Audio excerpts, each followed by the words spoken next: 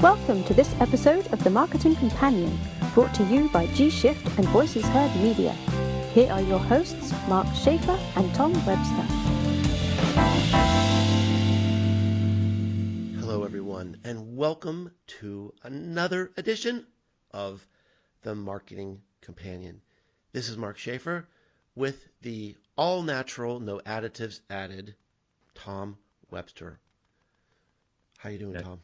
Now, usually I'm called saccharin, so I'll take all natural. That's a step up. How are you, my friend? You just got back from India. I did. I had really a fantastic trip.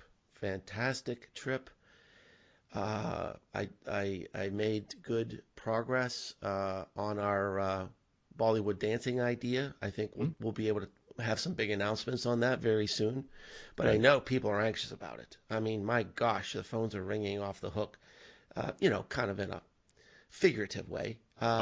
When they heard when they heard about our, the DVD collection, the VHS collection. But anyway, so yeah, more to come on that. What's up with you?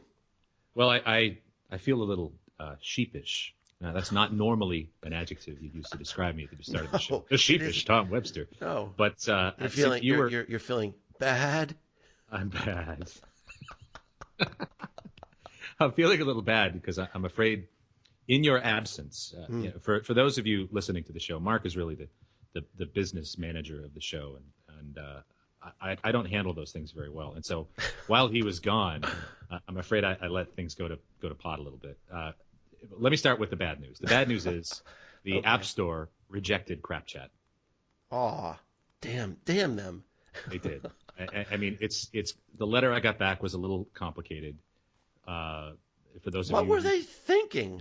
Well, I thought it was a really good idea. You thought it was a really good idea for a way for people to communicate much easier when they're in the stall. Yeah.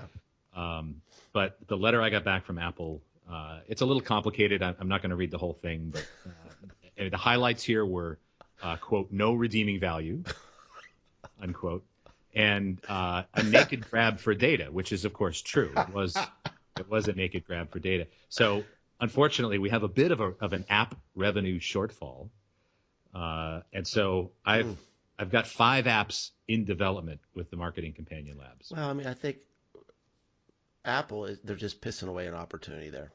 Well, you know that, and I know that. Not jumping on this thing. I mean, CrapChat to help you, communicate when you're doing your thing. So you've got 5 apps in development. I've got 5 apps in development. Tom, I'm so proud of you. You have really been watching the store while I was away. Well, that's because I let it burn first. So in the interest of rebuilding it, I have 5 great apps in development, and obviously you can kill them, you can greenlight them, but I have independent developers working on all of them. The first one. So I could kill it or I could support it, but you've already got the developers going on it.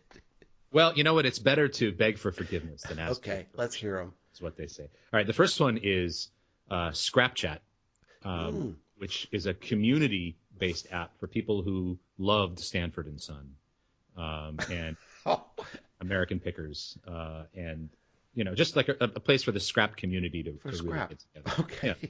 Good. The second one's called RapChat, and that's you and I get together at D'Antonio's sandwich shop for a nice wrap, like a chicken Caesar wrap or something. This app makes that happen. A rap app. It's a rap app. Yeah, RapChat. Not like a hip hop rap app, but like. No, and I will admit that those first 2 are not very good. They're weak.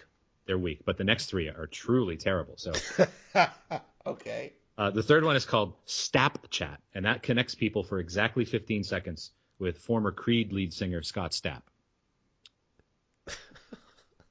No? Man. Okay. They're getting stronger. Flapchat. That's a matter of opinion. Flapchat prints your Instagram photos on pancakes, which that I like. That actually could be a great idea. It could be, right? Flapchat. Yeah. So you could hook it up with if this then that or Zapier or something, and so that every time you take an Instagram photo, you just get a pancake. 3D printed pancakes. A 3D printed pancake of whatever face. But I've saved the big money idea for last, and I think the potential of this idea, and that is LapChat. Uh-oh. Let me describe Don't this. go there. Do not go there. Family show. Okay. What is it? It's the Uber of gentlemen's clubs. Oh, he went there. You know, I don't go there personally, but you've got to follow the money. Anyway, I think Lap Chat's probably our best bet. Okay. I'm sure we'll get feedback from the audience on that. I'm sure we will. Let's get to our topic. Boy, interesting topic. My mind is still I can't get this Lap Chat image out of my mind though. Okay, moving on. Going to my happy place. Yes. Okay. So this conversation started between us when I forwarded an article to you from the McKinsey Global Institute. How I love the content they create. Superb. And they had an article called What Digital Really Means. And it says, the whole world says we need to go digital. What does it really mean? Now, since then, we've exchanged 2 other articles which kind of build on the idea. So what Tom and I are going to do is talk a little bit about some of the things we took out of this McKinsey article about what digital really means, and then kind of build on that with a case study of one of the most profound digital failures, I think, that I've ever heard of. And just talk what are the implications for businesses big and small. Sound good, Tom? Let's do it. You ready to roll? I'm ready to roll. I've got right. Scott Stapp standing by, too, on Snapchat for his 15 seconds. All right. So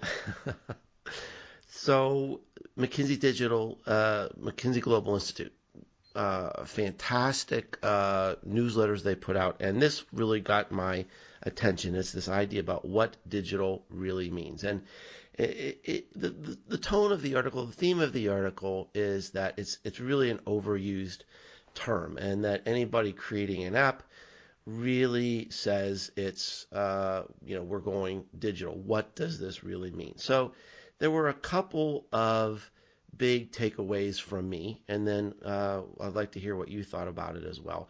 And what they're saying is that going digital really needs a cultural change. It demands a mindset where you're not just slapping digital on things, that you're creating value at new frontiers. You're recreating products. You're recreating processes.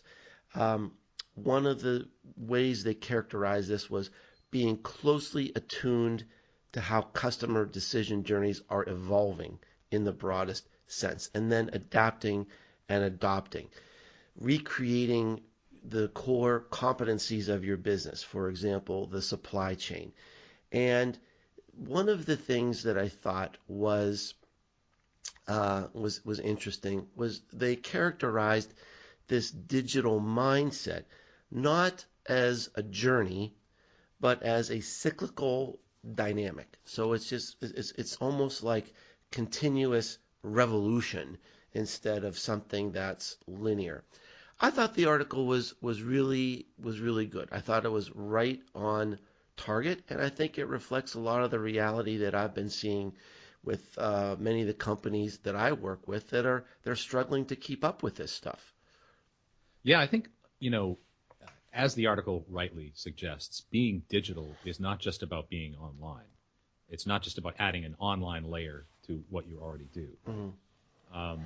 It's something much more profound than that. And there's a speed element, there's a resolution element. And let me explain what I mean by that. I think what digital enables us to do is to conduct our operations, sales, marketing, finance, at a much higher resolution.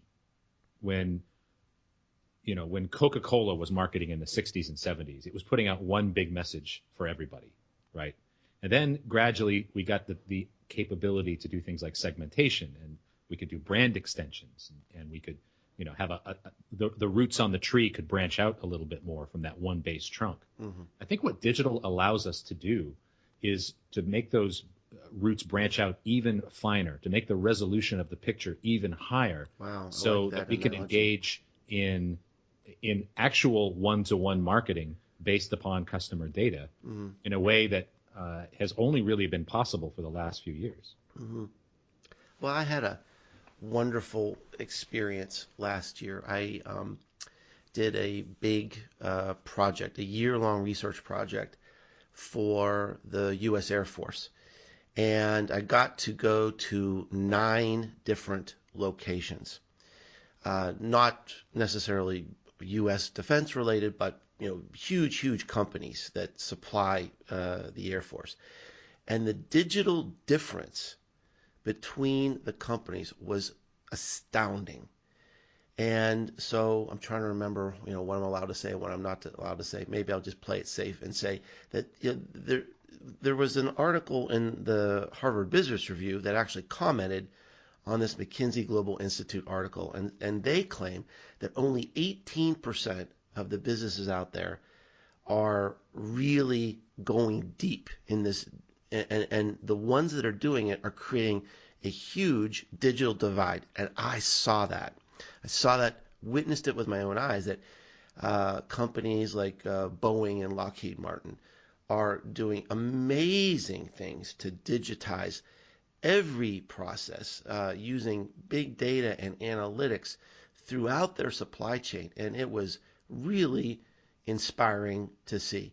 I visited other locations, which I will not name, that are so far behind. And you just look at this and you think, oh my gosh, how can they ever catch up? And I wonder if they even know it. I wonder if they just think, oh well, we've got laptop computers and we've got CRM and email. We're digital. It was I witnessed that gap with my own eyes. That just seems like the people that have adjusted and made this mindset and really are digitizing their processes, reinventing, recreating, connecting to customers in amazing new ways, using data in amazing new ways to create new value. It is creating a profound digital divide. Yeah, I agree. I think the evidence of that divide, and one of the most important variables or attributes of a truly digital company is speed.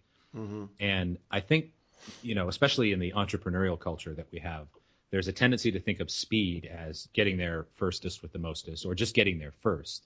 But I think what a truly digital company has is what I would call intelligent speed. It's not getting there simply before the other person. It's getting there with the right solution at the right time. And the example that I will give here, my company does a lot of out-of-home research. From the exit polling work we do, we have this, out-of-home research network where we do a lot of in-store work. Walmart is one of the most digital companies I can think of. And when you think of Walmart, you think of bricks and mortar, you think of these big stores. But inside Walmart, on the end caps of, on the ends of certain aisles, they have video screens. And it's called the Smart Screen Network. And let me tell you a little bit about that. Walmart is constantly monitoring things like the weather forecast for different markets that they're in, the pollen forecast. If the pollen number in a given town hits above a certain amount, those smart screens start showing ads for allergy medications. If there's a snowfall predicted, those smart screens will show things like shovels and ice or salt, right? So, that's speed. Now, someone else could look at the Farmer's Almanac and say, well, April might be a big month for allergies. But what a truly digital company can do, again, it's that resolution and it's that speed, is say, this town is going to be suffering this weekend. Let's have a special on Benadryl. Let's have a special on Flonase. And that gets them quicker to where the rubber meets the road, which is the customer with the problem right then and there. I've been thinking a lot about this idea and these articles in the context of marketing. And I think there really is there are some interesting digital divides going on. On the one hand, I recently blogged about a study that was sponsored by Dell, and they talked about how marketing is the number 2 user of big data. I think finance was number 1. And so, okay, well, that's pretty cool. That's really kind of great to see. And I think that's where marketing should be, number 2, if not number 1. But yet I still work with a lot of businesses that are starting just trying to figure this out. And I think the Walmart example is a great one. But if you think about how many businesses we interact with, how often do we get those, as you said, I'm not going to be able to say it as good as you, but the refined interactions based on weather, pollen count, where you are, your history, things that they know about you in their database. How where are these refined interactions? I mean, I don't have a lot that come to mind, and I want them and I'm seeking them, and there's a huge opportunity there. Yeah, I love the Digital Divide article, which is another McKinsey article that we'll have linked in the show notes. And I think the company that best exemplifies a company that is leading this, that is absolutely not on the wrong side of the digital divide, is Amazon. Mm-hmm. Amazon is a purely digital company, and maybe that's where they've been able to have the vision and the stick-to-itiveness to lose money since 1998, essentially, and to have an investor core that's willing to go along for that ride. And what that has created for Amazon, because they now have all of this data, they use it as smartly as anybody in the world to craft what real-time marketing really is, not showing an Oreo picture during a blackout. Real-time marketing is assembling a personally relevant, contextually relevant, and timely offer for an individual customer at the time of sale, at the time of purchase. It's putting together all that information that says, oh, you're buying this, I bet you'll love that. Mm-hmm. And it's really based on you and not kind of collaborative filtering of a segment. And Amazon just gets smarter and smarter at that. Unfortunately, I think for a lot of companies, because Amazon has had the ability and the vision and the perspicacity and the stick-to-itiveness. Whoa. What? Sorry. Rewind. I was getting sesquipedalian there for a moment. But you are a Webster. I am a Webster. But because they've had the ability to do that, right, to doggedly pursue this, even while losing money, they have created a massive strategic moat. Right. And we see Walmart trying to catch up. They've created this digital innovation center in Silicon Valley. And the thing that I think is going to be so interesting is something you and I talked about quite a while ago. Jeff Bezos from Amazon bought the Washington Post.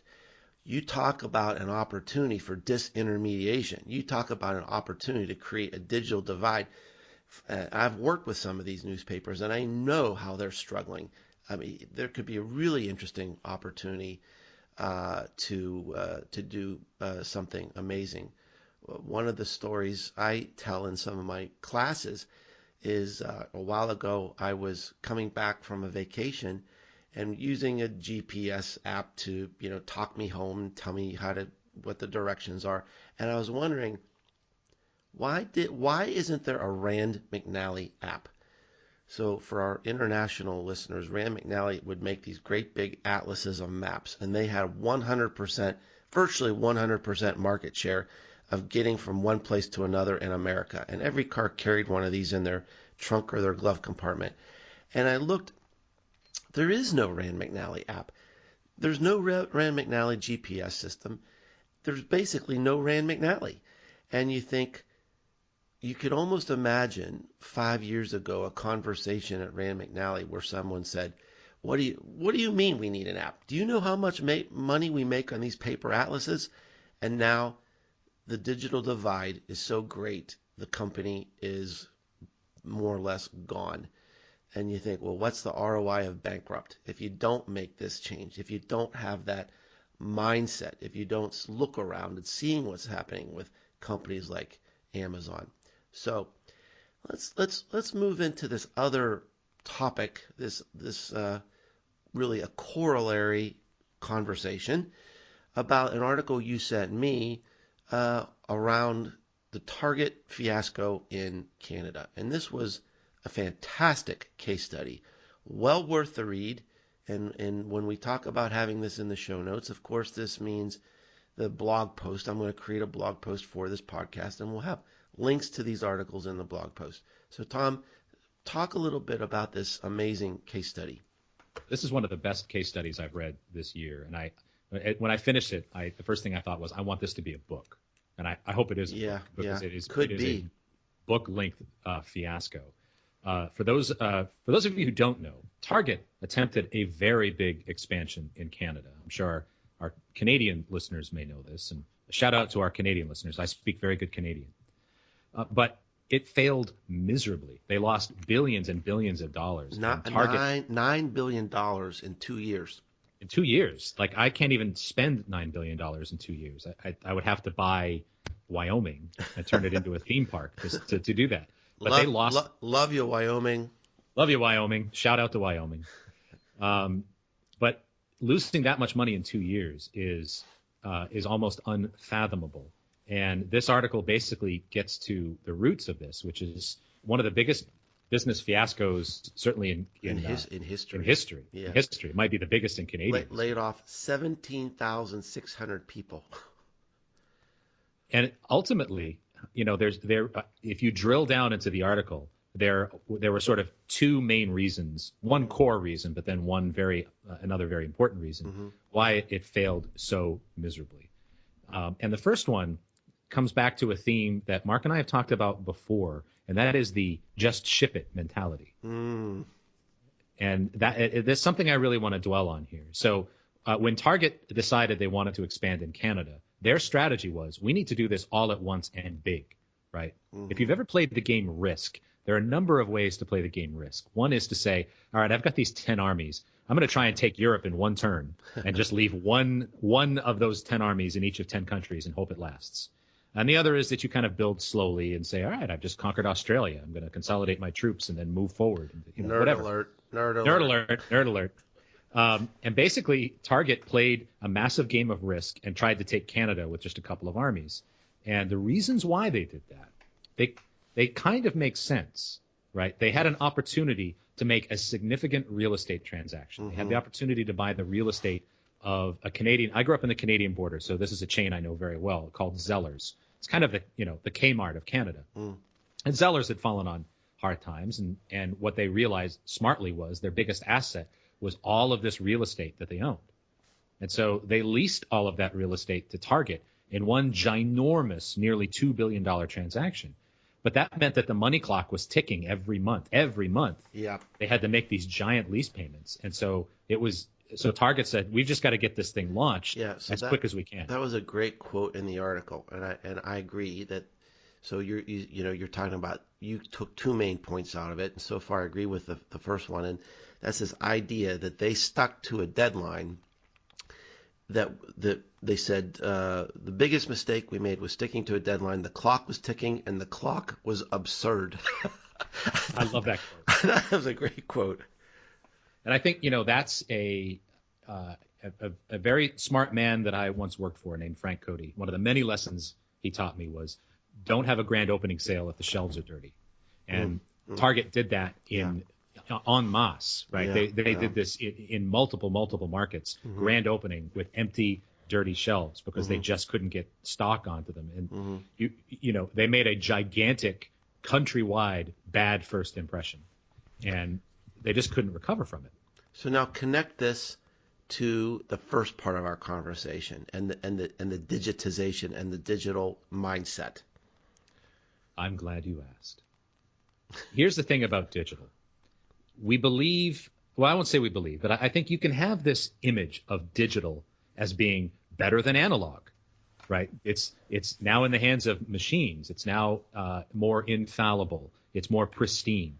But here's the truth about data, and it's especially the truth about big data, and why so many companies struggle with turning their big data into digital profits and digital reality, is that data is dirty. And at the heart of Target's issue was that they couldn't get stock onto the shelves. It would build up in their distribution centers, Their distribution centers, how there are a handful in Canada, would be stuffed to the gills, but the shelves at their stores were empty, and no one could figure out why product wasn't moving. Target made a decision when they went into Canada. They had an existing ordering and logistics system based in the U.S. It worked great. Custom. It was custom. It was bespoke for Target. It was amazing. It's why shopping at Target is amazing in the U.S. They're not a sponsor, but they are a very efficient, very good organization, right? Because their system is almost 100% accurate. In order to use that system in Canada, it would have required time to refit it. They would have had to refit for Canadian currency. They would have had to refit for the French language. And that's time that they decided they didn't have. And so instead of pausing, which they had not allowed themselves to do because of this real estate transaction, and refitting their great system, they bought an SAP system off the shelf and tried to cram data into it. Now, how this relates to the first conversation is this. Data doesn't automatically populate a system like SAP. It has to get entered in. And it gets entered in by humans, whether they're scanning something or typing something in. Every SKU, every individual product that they sold, SKU, had up to 80 pieces of data. And those pieces of data were entered in by humans. And when they got to the bottom of just how screwed up the system was, they discovered that 30% of the information in their SAP system was accurate. Yeah. In the United States, it's 99%. And so things were, a computer would say, this isn't here, and it would be. A computer would say, we ordered this, and it would be sitting in a warehouse somewhere. It was a giant cluster of data confabulation, which is not a word, that they just simply couldn't recover from. And so at the heart of all this big data was the fact that big data is dirty. Yeah. Well, I was really conflicted about this because as I went back, I thought, what would I have done differently? I mean, there was some good logic behind some of their decisions. I was involved in implementing an ERP system with a big company that I worked for, and we were implementing Oracle, which is SAP's big competitor. And I mean, people got fired over this thing. I mean, it was extremely complex. It took years and years and years. So, I mean, I think the one maybe fatal flaw in the whole thing was that Target was trying to make a long-term strategic decision to go to a well-known ERP system like SAP, eventually replace their custom system, but they're trying to cram it into a time frame of months, not years. So that, at the very core, that was probably the biggest mistake that they made. They couldn't get things to work in that short of a time frame. Some of the implications of this were the stress on people. Then the time frame was just made things worse because they had to do things faster and take shortcuts, and they just kind of got into this death spiral. Well, I want to make two final points about this, and please do read this article. And the first is an HR point. Why did people act the way that they did? It's easy to see in hindsight that there were some bad actors here. They took some risks, but why did they do those things? The reason why they did those things is because how they were measured. And the example from this article... That was a great point. Great. I'm glad you brought that up. The example I want to give here is why there was so much stock sitting in the distribution warehouses, stuffed to the gills, and it wasn't showing up at the stores. And the reason was that there were a group of business analysts whose responsibility it was to make sure that stores did not run out of stock. If stores run out of stock, their performance suffered and their bonuses suffered, right? Their compensation suffered if stores ran out of stock. The system was so corrupt with bad data that all the stores were running out of stock. And so these business analysts, because they were tired of looking at these alarms, shut off the alarm that said a store was out of stock. And so the stores didn't have stock on their shelves, but the computers said they did. The computers said they were not out of stock. And so basically, and I don't want to ascribe any kind of malignancy to this action. It was a bad situation for everybody, and they were probably sick of getting these alerts. But they basically just turned off the function in their SAP system that says this store is out of stock on this item because it would affect their pay. Right. And they were constantly out of stock, and so they just shut it off. Super concept. I mean, picking. I think it was Good to Great. Wasn't it Good to Great? Made that very, very. Yep. It was a great point, and it was one of my favorite business books. But the one of the main points in that book was you have got to pick very carefully what you measure. It's an incredibly important decision because that drives all the behaviors in the organization. And if you want to change performance, you want to change behavior, you change the measure. And I think, Tom, you make a very great point here, is that by picking the wrong measure, it turned out to be a cataclysmic disaster. Yeah, I mean, it's you get what you measure, and in a way, you kind of can't fault what these analysts did because they were they were over their heads. They were, they're completely drowning, and so they did what they could do to stop all the red lights from going off. Mm-hmm. But that just made it into a cascading failure. The last point I want to make here ties back to one of the first things I said about this case study, which is going back to the game of risk and pushing forward full speed ahead, and that is this. We have a myth about what vision is. Jeff Bezos has vision because he has doggedly pursued something and he's right about it. But honestly, what gives him vision is that he was right. We look back and we say he had vision because he was right. Mm-hmm. And if Target Canada had worked, we would have said they were such visionaries. But here's what vision really means. Vision is being able to pick your head up from the drowning people. Pick your head up from the lava flow and say, you know what? If we shut down for 6 months and beg for forgiveness and then come back to this market with the real estate still intact and take a little bit of a hit, we can save this thing. But instead, they just doggedly pushed forward and it died. Yeah. And again, hindsight is the only thing that separates the visionary from the catastrophic failure. But sometimes vision is pausing. Sometimes vision isn't shipping it now. Sometimes vision isn't being first to market. Sometimes it's reading the tea leaves and saying, you know what? I think we need to step back a bit. Let's let somebody else be first to market. Let's get this right. Mm-hmm. Well, great points. And if you've got a little time, it's a great case study on a lot of different levels. I mean, Tom and I kind of just hit the tip of it because it's also a great study in operations management. It's a great case study from the point of view of HR. One of the key things that Target has done in the United States is they've recruited from within, promoted from within. It's a strong part of their culture. In Canada, because they were growing so quickly, they had to bring a lot of people in from the outside. What's the implication of really ignoring your strength and your culture? A great HR case study. So as Tom mentioned, it was really a breathtaking case study. It was an excellent piece of journalism and something that I highly recommend that you take a look at. You know what else you should take a look at? Tell me. Voices Heard Media. Voices Heard Media, the charter sponsor of the Marketing Companion, the folks who bring you this show week to week or bi-week to bi-week and help produce what we do here, have some wonderfully smart people, wonderful tools to help you scale social engagement. Do check them out, voicesheardmedia.com. And our friends at G-Shift up in the beautiful burg of Barrie, Ontario, very fine city. I had the opportunity to visit. Check them out. If you are looking for some sort of a dashboard for your business, if you're an agency, you want a dashboard, you can even white label what they're doing for your clients. It's a great place to see all your social streams all in one place. A great analytic dashboard. They're working on some very innovative things.